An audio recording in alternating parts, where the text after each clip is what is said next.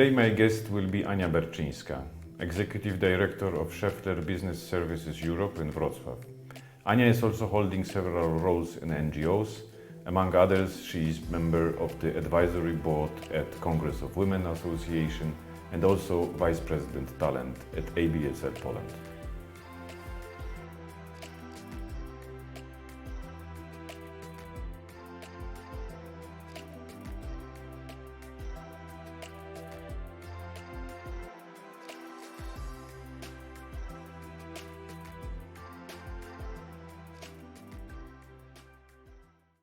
Hello Ania, thank you for coming. Hi, thank you for inviting me. I wanted to ask you the first question about your experience from recruitment or candidate experience during your recruitment processes you have been taking part in. Do you remember any specific memory from that time which was a specific lesson learned for you? During my recruitments, well, I have a lot of memories. Good ones and bad ones. But I remember one question that was asked to me, and it was quite astonishing. I mean, I have never anticipated that I would be asked such a question. It was about, you are at an interview and for the, let's say, senior management role, and they ask you about your home. So what was the home that you grew up at, or what you have benefited from your mother, right? How your father influenced you. And it was, I had to really stop and have a moment of reflection, because it shapes you a lot, right? And it shows your backbone, your spine of values or traits that might transpire in your relationship with people at work.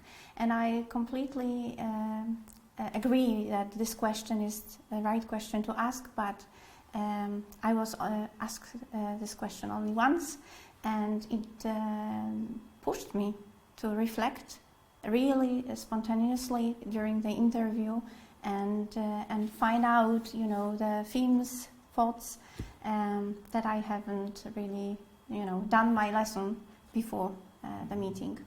Yeah, that's indeed quite an exceptional case, I would say. People usually don't tend to go that far in some private things during interviews. But you remember your being successful with the answer? The actual person who interviewed you liked your answer to this question?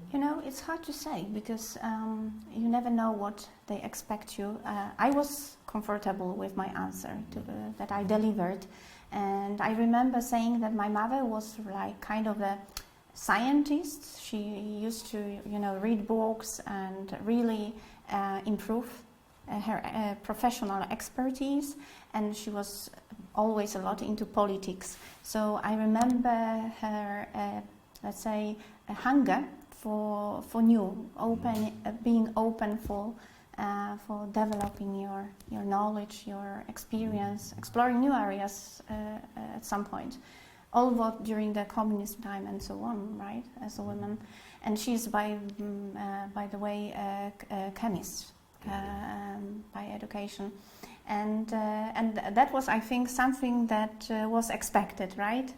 And when I deliver an answer about my father being, self-entrepreneur and really running the business, and the other question, the next question was, okay, so why didn't you stay? And that was, like getting deeper and deeper, right? What was the reason? Whether the relationship between you and the family is going in the right direction or wrong direction. And of course, for me, it was an obvious answer, but that I wanted to be independent and have this feel of freedom, doing something on my own and earning for everything. Of course, I was supported, right? Yeah. But I was independent from the decisions by the family at that time. So it was a tricky question. That's indeed Interesting. Mhm. Despite of questions, any other experience that you remember, maybe from the process of being recruited to be a senior role, any kind of event that maybe was kind of specific? Yes, one positive was that the sequence of steps, interview steps, also included like a meeting, an off-site meeting with the people that were deciding whether to go with you or not, right? And it was a really comfortable conversation, completely out of the main topic it was more getting you to know as a person, not really as a candidate. So, and we've spent like 2 hours discussing things, likes, dislikes, interests, politics, out of context, out of business. And the negative, I remember in the beginning, I was running my own business, and I decided to sell my shares to the colleague. We've established the company together right after the studies. And I wanted to go into the corporate world. And I remember one recruiter, in a negative sense, telling me, "Oh, you don't have, and as a proven entrepreneur, you don't have enough experience for like a head of a department, right?" So it was a complete clash of realities, right, and perspectives. I understand, but this happens quite a lot, unfortunately. Okay, if we would now for the moment switch the sides, and you would remember your recruitments as you were the person recruiting or interviewing, especially for some senior roles, so somebody working with you together.